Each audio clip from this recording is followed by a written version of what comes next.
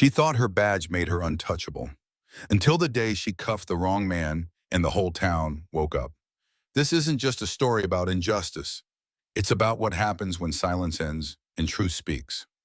Watch until the end, because sometimes the quietest voices change the world. The late afternoon sun stretched low across Fairview Heights, casting long shadows over cracked sidewalks and quiet porches. Elijah Rowe had just stepped out of Miller's Market, a canvas bag in one hand, filled with his mother's groceries, milk rye bread, and her favorite peach preserves. His weekend home from Seattle was supposed to be brief, uneventful, just family and rest. Instead, it started with a siren. Hands where I can see them. The shout rang out behind him like a shot. Elijah stopped mid-step, instinctively raising his hands as the paper bag thudded to the ground. Glass clinked, preserves cracked.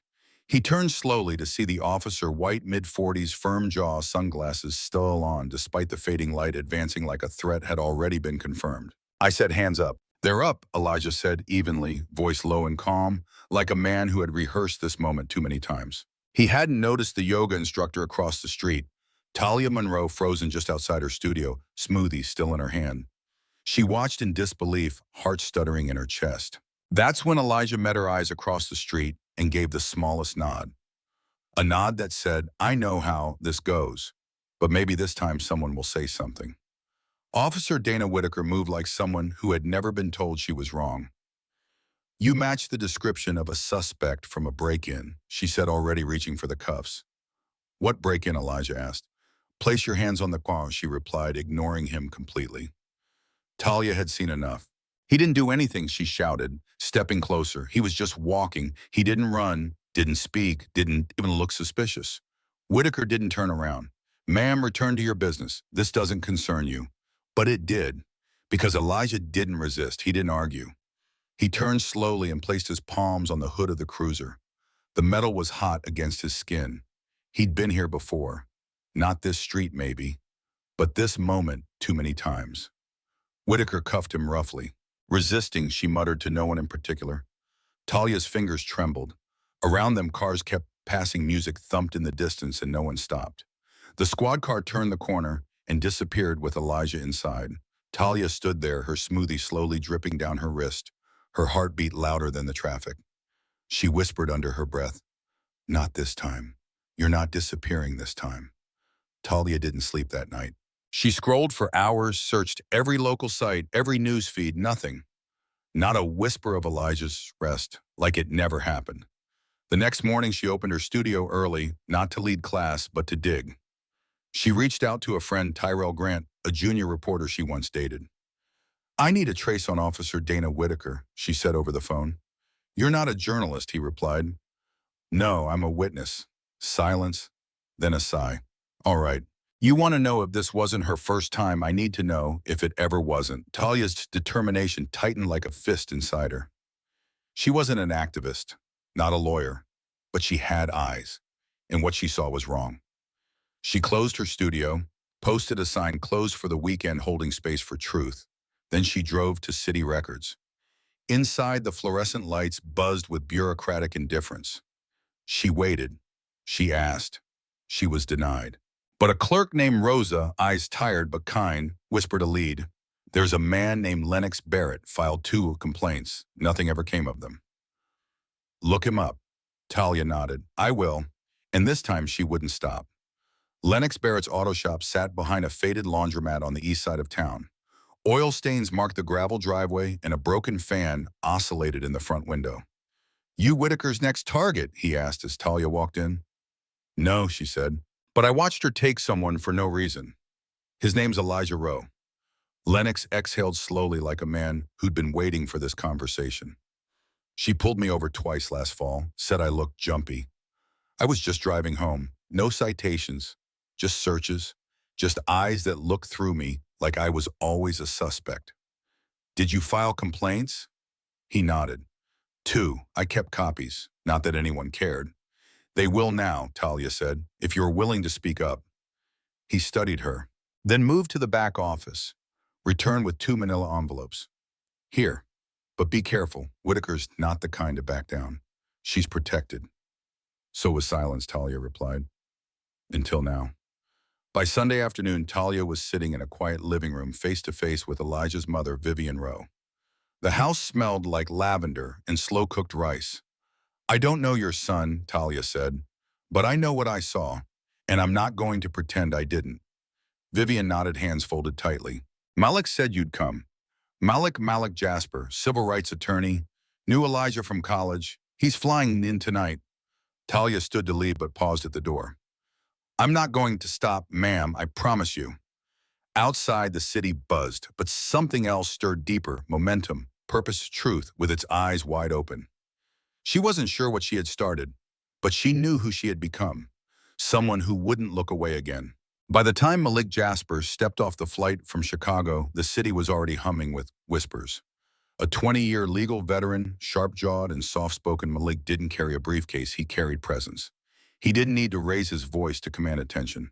His name did that for him. When he entered the precinct that Monday morning, he asked for Officer Dana Whitaker by name. The sergeant at the front desk hesitated. "Do you have an appointment?" "No," Malik replied. "I have a reason." When Dana finally appeared, her face stiffened. She knew that name. Malik had once led a lawsuit that toppled a precinct 3 towns over. And now he was here for Elijah Rowe. "I'm representing Mr. Rowe," he said, "and I'm requesting the dashcam footage, arrest logs, and internal complaint history." "That's internal," Whitaker snapped. "So is the truth," Malik said, "until someone decides to bring it out."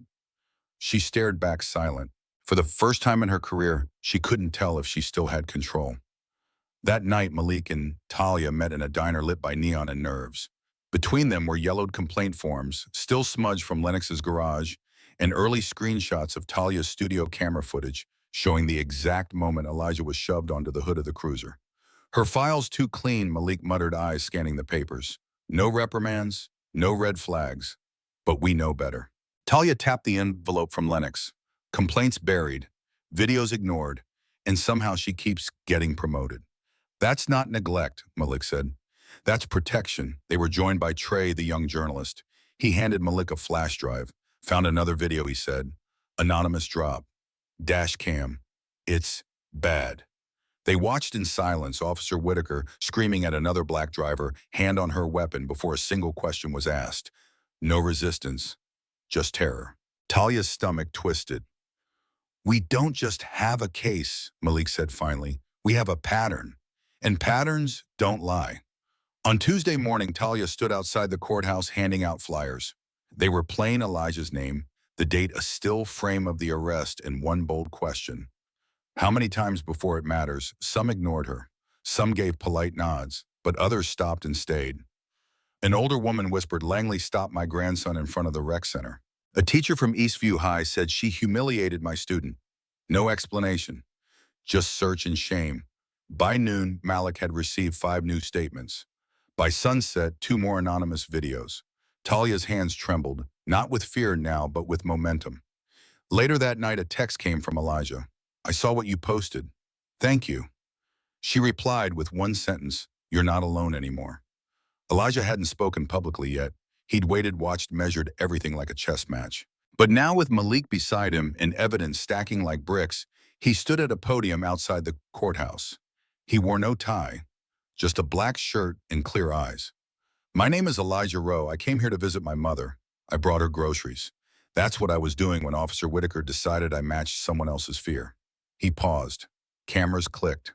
Voices hushed. I didn't resist because I was afraid. I stayed calm because I've learned that any emotion gets rewritten as a threat. But I'm tired. We're all tired of being careful, of being quiet. His voice didn't break, but it shook the city. Talia stood in the crowd, tears behind her sunglasses. A woman beside her whispered, "That's what truth sounds like." Wednesday morning, courtroom 3A, sterile, silent, packed. Malik sat beside Elijah at the defense table. Across the aisle, Officer Whitaker sat tall, in uniform, badge gleaming. But this time there was weight in her jaw. Her foot tapped under the table. She wasn't in control. Not anymore. Malik stood. "Your Honor, we move to dismiss all charges against Mr. Rowe and request a full inquiry into Officer Whitaker's conduct, including her use of force and record of complaints." He clicked the remote. Dash cam footage played across the courtroom wall. The push, the cuffs, the calm man handled like a threat. No anger, no resistance. Just silence that told the whole story. When it ended, a hush swept the room. Even the judge leaned forward. And Officer Dana Whittaker, once untouchable, finally looked unsure. Malik stepped forward again, voice steady and sharp as a scalpel. Your Honor, this footage is not an anomaly. It is the beginning of a pattern, and patterns leave evidence. From the gallery, a woman in a dark blue blouse stood. Her name was Naomi Trask, clerk at the county courthouse for over a decade. She walked slowly to the stand, holding a thick folder. I processed Officer Whittaker's paperwork for years, she said. I saw things disappear, complaints that were filed that never made it into the system. She opened the folder. Inside were duplicates, stamped, dated, signed, and buried. The judge's brow furrowed. Whittaker shifted in her seat, jaw tight. Her attorney leaned over to whisper, but she didn't respond. She was too busy watching Naomi. Because Naomi wasn't just testifying, she was remembering. Next came Lennox Barrett. He wore clean work boots and a faded green jacket. He didn't speak loud. He didn't need to. She pulled me over twice in 1 week. Told me my taillight was busted. It wasn't. Told me I rolled a stop sign. I didn't. She searched my car both times. He held up his complaint forms. They told me I must have filed them wrong, but I know how to type my name. After him came Ms. Dolores Wynn, a retired school teacher. 2 years ago, one of my students was stopped by Officer Whittaker. He was walking home with a backpack and a clarinet case. She made him empty it out. Said the case looked like a weapon. Her voice trembled. He hasn't played since. Then came the dash cam footage. Another man, another stop. Same voice, same tone, same line. You match the description. A pattern too clean to ignore. Finally, it was her turn. Officer Dana Whittaker took the stand in full uniform. But it looked more like armor now than pride. Malik approached slowly, every word deliberate. How long have you served in Fairview Heights? 12 years, she replied, voice clipped. How many civilian complaints have been filed against you? 4, she said quietly. How many, in your opinion, were valid? A pause, none. Even now, even here, she still clung to the lie. Malik tilted his head. Do you believe Mr. Rowe posed a threat to you that day? She hesitated. I believed he was a suspect because of a description, yes. Describe the suspect, Malik said, handing her a printed report. She scanned it. The man in question was shorter, different clothes, different build, not even close. Whittaker's mouth opened, then closed. For the first time, she had nothing to say. Elijah took the stand. The courtroom was silent, leaning toward him like a forest waiting for the wind. I didn't yell, I didn't run, I didn't resist, he said. I complied because I didn't want to become the next story on the news.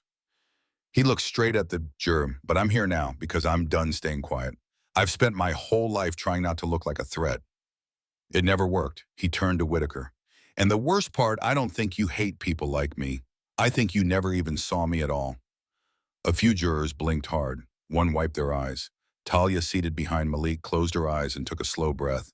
This wasn't just testimony. It was a reckoning. The jury deliberated for just over 2 hours. In courtroom time, that's lightning. When they returned, the air felt like it might shatter. The foreman stood.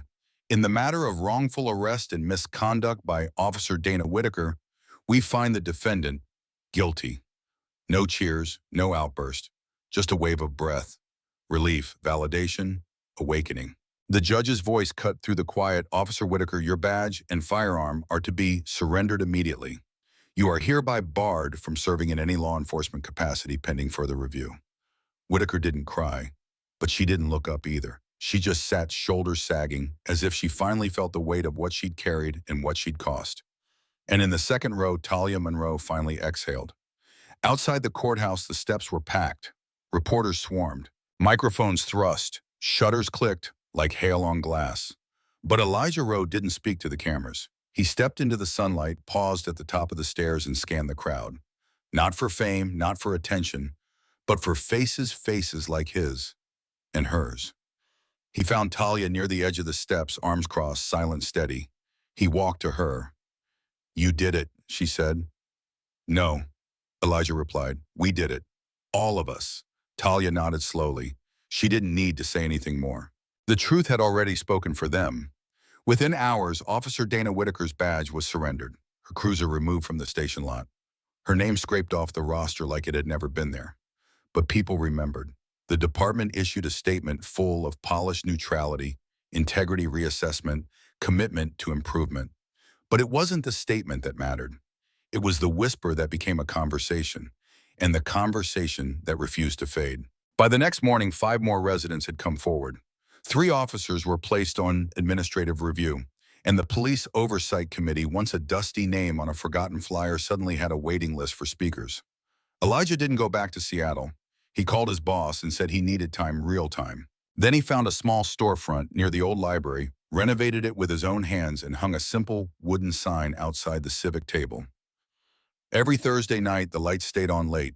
Know your rights, how to file a complaint that sticks, how to read the fine print on a citation. It wasn't flashy, no cameras, no protest, just truth passed hand to hand, voice to voice. Talia helped him teach. Malik donated the legal guides. And the room stayed full every week. At Eastview High, Miss Ramirez added Elijah's case to the civics curriculum. Students read transcripts, watched clips, wrote essays. What would you have done in Elijah's place? Some answered honestly, some didn't know, but they were asking, and that alone was the change. At St. Mark's Church, the weekly bulletin ended with a new phrase. Your silence is someone else's permission. No citation needed. Everyone already knew who said it. Talia began hosting monthly workshops, holding space, she called them. Yoga and breathwork. Yes, but also community healing, justice, and the courage to keep going, even when your voice shakes. One golden evening, Elijah sat on his mother's porch. She brought him a plate of oatmeal cookies, his favorite. You still don't smile enough, she teased. I'm working on it, he replied. They sat together in the quiet, the kind that doesn't ask questions, just holds space. Do you feel lighter, she asked. Elijah looked out across the street where a boy rode a bike, laughing, free. I feel clearer, he said. His mother nodded. That's what truth does. Doesn't always set you free, but it clears the fog. He smiled at her, really smiled for the first time in weeks. And for a moment, the weight wasn't gone. But it wasn't his alone anymore. Officer Dana Whitaker didn't leave town immediately. For a while, she stayed hidden 3 blocks away in a small apartment with closed blinds and unopened mail. She didn't return calls, didn't answer the door, didn't fight the ruling. But every so often, she opened her laptop. And one night, she found a grainy YouTube video titled Elijah Rowe, Why I Stayed. No flashy intro, just a folding chair, a whiteboard, and Elijah speaking to a room of teenagers. My story isn't special, he said. What's special is that we stopped pretending it was normal. Whitaker watched in silence. She didn't comment. She didn't like or share. She just sat there staring at the man she once shoved, now standing taller than she'd ever imagined. And for the first time in her life, she listened. The town didn't forget. They didn't move on. They moved forward. Elijah's case was referenced in a state oversight hearing 3 months later. A senator cited it during a bill proposal on officer accountability. His words, quiet, powerful, were read aloud in rooms far beyond Fairview Heights. But Elijah stayed rooted. He wasn't chasing headlines. He was building something that couldn't be erased. At the civic table, a new addition was made to the wall, a photo of Talia handing out flyers in front of the courthouse, her face set with fire. Below it, courage isn't loud. It's just the refusal to sit down. Teenagers started showing up early. Elders stayed later. Even a young rookie officer started attending the sessions in plain clothes. He never spoke, but he never missed a night. Downtown murals began appearing, first 1, then 3, then dozens. One showed Elijah with his hands on the hood, not in fear but in power, words rising behind him. This is what change looks like. Still, calm, unmoving. Another showed Talia mid-stride, her eyes locked on a cruiser, her voice frozen in spray paint. Not this time. The mayor's office launched a community review board. Formerly overlooked complaints were reopened, and the name Dana Whitaker became more than a headline. It became a lesson etched into every training, every review, every file that used to get lost. Not out of vengeance, but out of memory. One day, as a light autumn breeze carried leaves down Main Street, a student asked Elijah during a civic table session, "Do you ever think justice is enough?" Elijah paused. "No," he said. The room went quiet. "But I think truth is, and once you have it, you don't go back." Later that night, he and Talia walked past the mural of his arrest. She looked up at the painted image. "It still makes me angry," she whispered. "Good," he replied. "That means you're still awake." She laughed through the ache in her chest. "Yeah, wide awake. Months passed, seasons turned, but some things stayed. Talia still taught yoga, still held space, but now she also helped young women speak up at school boards, town halls, and in their own living rooms. Elijah's workshops expanded to 3 cities. He spoke less about what was done to him and more about what people could do for each other. And on one quiet Sunday evening, he returned to his mother's porch. She handed him a cookie, still warm. "You still fighting?" she asked. "I'm still standing." He smiled. And across the street, a new mural was going up. Not of Elijah, not of Talia, but of a phrase. "Your silence is someone else's permission." And under it, in smaller letters, "But your voice, that's where the change begins."